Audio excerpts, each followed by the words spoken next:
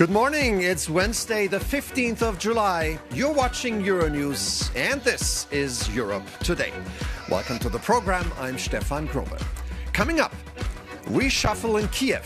Lawmakers in Ukraine are getting ready to vote on another government this week after the president dismissed his prime minister in a move he said would bring fresh thinking, but critics warned could stoke disorder at a key point in the war. In a shock announcement, Wołodymyr Zełenski had said he would replace Yulia Sviridenko after she had only served a year in office, prompting speculation over who would get the top job at a time when Kiev is facing intensified attacks. Reversal in the Gulf. US President Trump has backed down on a proposal he made just the day before to charge a 20% toll on shipping using the Strait of Hormuz.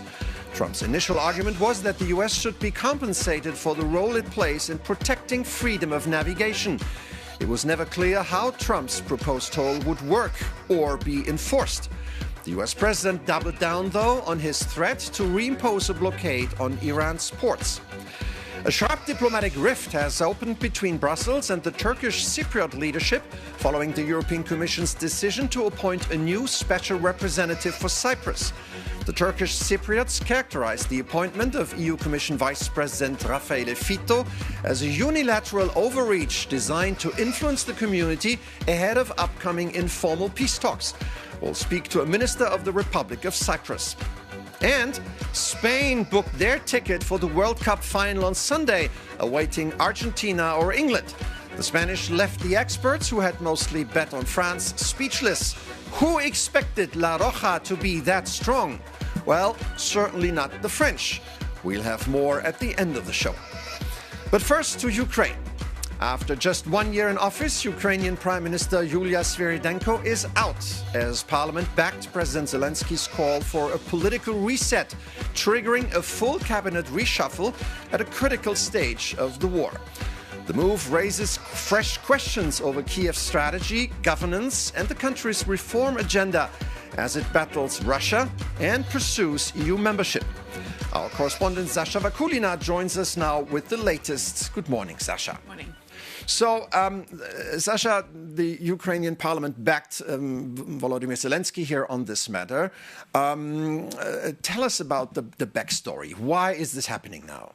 Look, Ukraine cannot hold elections because of Russia's full-scale invasion, because of the martial law. So this sort of a reshuffle is the only way to introduce certain changes. This is not the first time it happens since the beginning of the full-scale invasion in February 2022. And the previous one was, of course, last summer. Now, the big questions here are two key positions specifically. First of all, of course, who will replace Yulia Sviridenko? And it's not confirmed yet, but widely expected to be the CEO of Ukraine energy company Naftogaz, Serhiy Koretsky. Now, his appointment would be interesting. It also reflects a lot Kyiv's strategy and the focus on two key things. First of which is the protection of and energy resilience for the country, given Russia's strategy of deliberately knocking it out. And the second key position is the defense minister. And this is where things are a bit more tricky, because Mikhailo Fedorov, he's been in the position only for 6 months, and he's really widely respected among the military, among the defense sector, and the civil society. So the question is whether he is going to be replaced or he's going to keep his position as a defense minister, also at a time when Ukraine has intensified its long and mid-range strikes against Russian forces, and specifically in Crimea.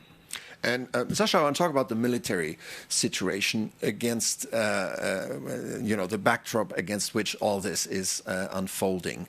The month of June was among the deadliest among the civil population since basically the beginning of the war, for a lack of air defense. Now, how can Ukraine strengthen that air defense? Indeed, and this is where Ukraine needs the help and the support of the partners on numerous aspects. Now, confirmed by the UN, at least 293 civilians were killed in the month of June. This is the highest since April 2022, Stefan, since the very first weeks and months of Russia's full-scale invasion. Now, the reason for it is, of course, because Moscow is indeed on purpose exploiting Ukraine's shortage of anti-ballistic defense, but also in doing so, Russia is targeting specifically densely populated urban areas. Now, these death toll does not include anything regarding the frontline situation. This is why Ukraine is insisting on better and faster supplies of air defense for the ballistic missiles, but also on that license that Trump promised sort of to give to Ukraine and to be able to produce the interceptors in Ukraine. All right, Sasha Vakulina, as ever, thank you very much. We stay in Ukraine, in the capital Kiev, where Ursula von der Leyen just arrived about an hour ago. The EU Commission President is preparing a combined support package for Ukraine worth up to 18 billion euros, with announcements on this expected during von der Leyen's visit.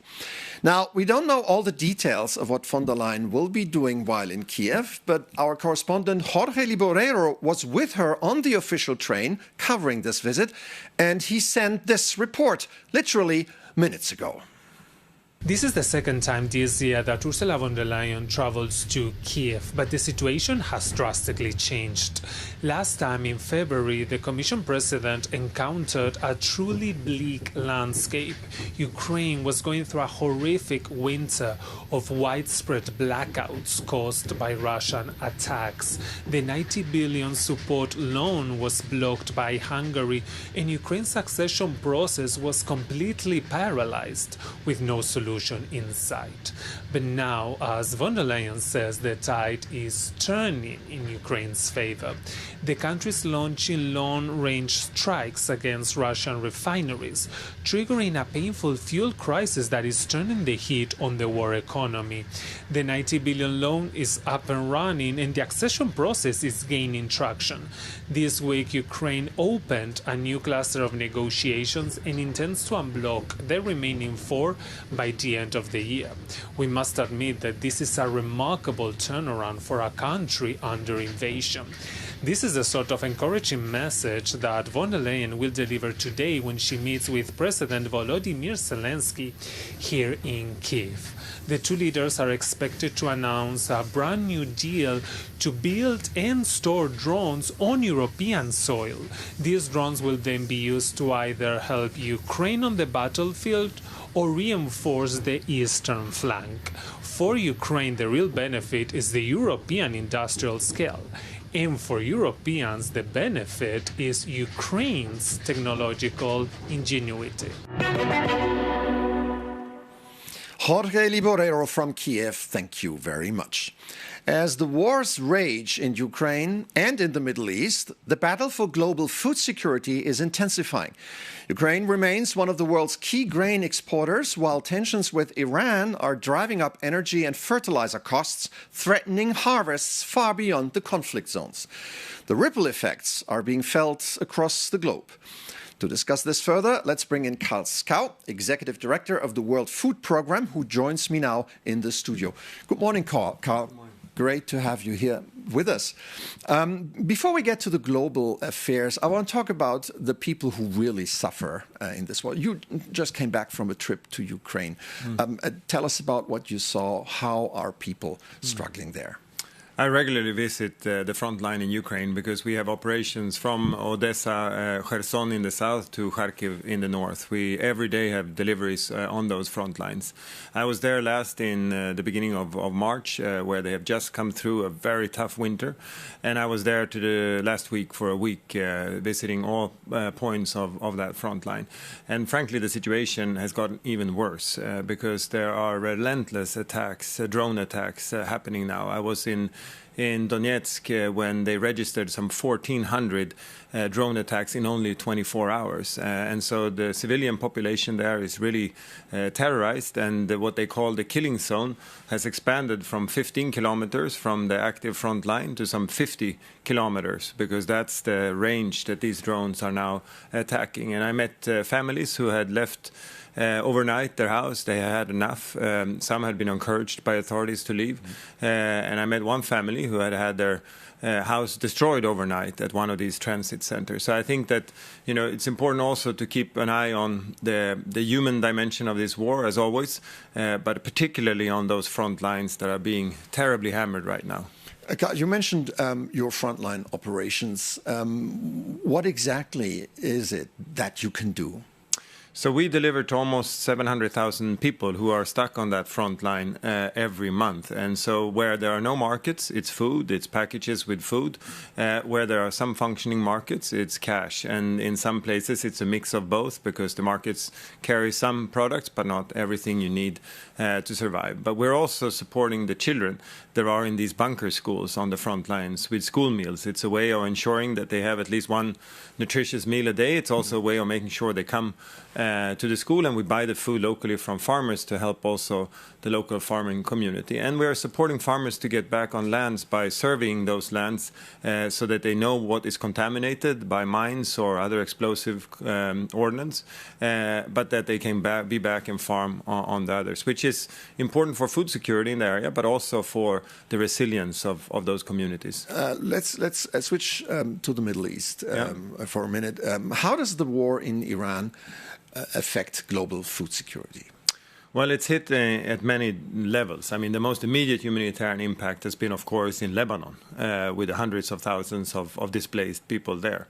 But at a second level, it has hit our humanitarian operations across the globe in two ways. One, the disruptions to supply chain that everyone, involved in moving stuff has felt. You know, it takes 3 to 4 weeks longer to move rice from India to Somalia, for example, but also the costs. You know, in the Sahel, for example, the price of doing business has gone up almost 30%, and we are already in a situation where the needs are outpacing the available resources by far. And of course, when our running costs go up, then less aid is delivered. The last and most serious impact is that it's driving up food security. So energy and food prices are very closely correlated. And in the poorest countries, people are now eating less, and food insecurity is on the increase. All right, Karl Skau, Executive Director of the World Food Programme. Thank you so much for your insights this morning. Thank you.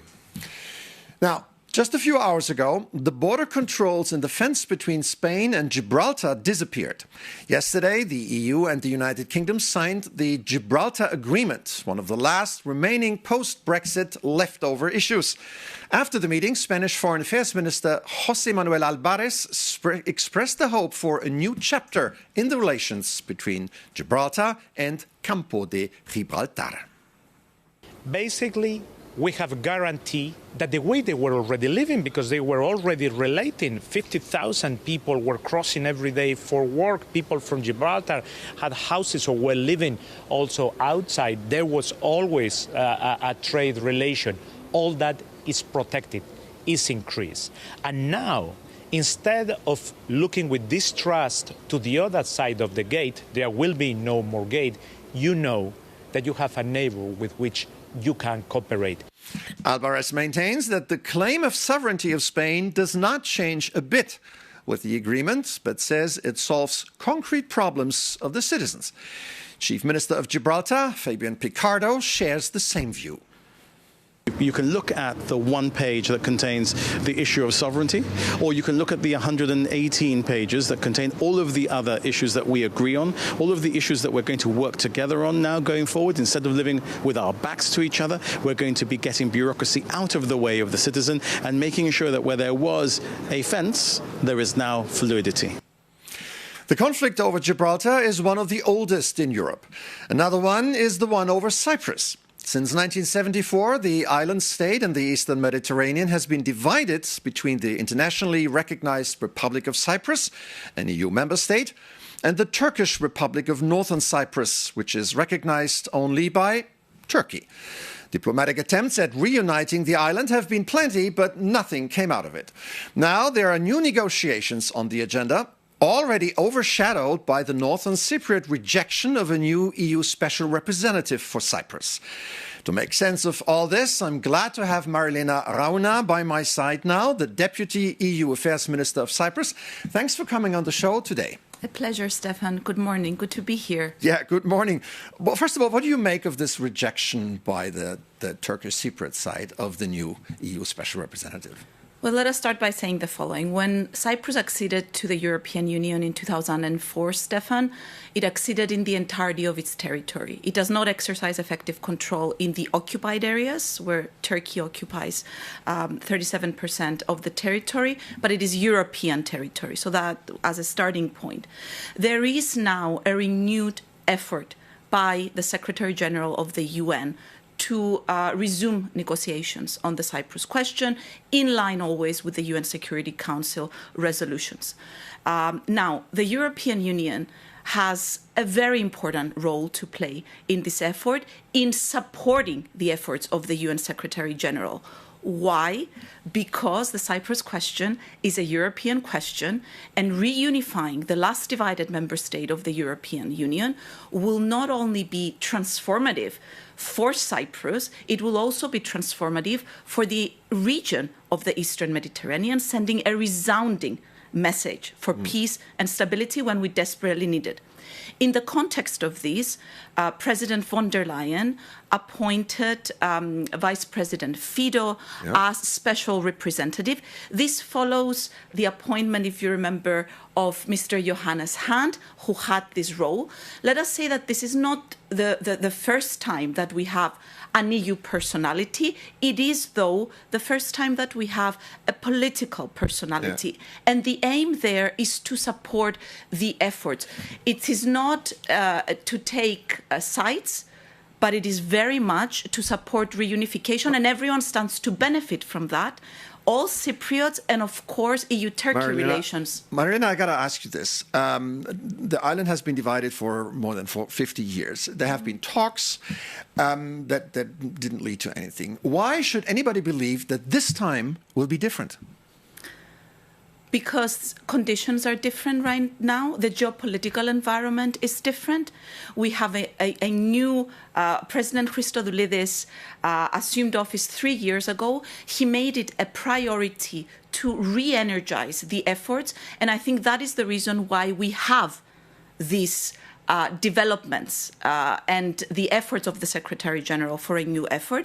And then another important dimension, Stefan, is EU-Turkey relations. Turkey wishes to come closer to the European Union. Cyprus is the first member state that would like to see a positive agenda between the EU and Turkey. Why? Because we cannot change geography. Turkey will always be our neighbor, and we want to have good neighborly relations. There is quick one, Maria, a quick one. It would also benefit EU-Turkey relations at a time when Turkey wants it, the EU wants it. We have 30 seconds left. Do you still believe in reunification, or has it become just a political slogan? We absolutely believe in reunification. We prove it. President Christodoulidis proves it in action. We cannot accept that there is a European member state that is still divided and under occupation. And the EU is there to support these efforts. We will be doing our utmost to reunify Cyprus. All right, Marilena Rauna, Deputy European Affairs Minister of Cyprus. Thank you for breaking it all down for us. Thank you so much. And now, our World Cup minutes.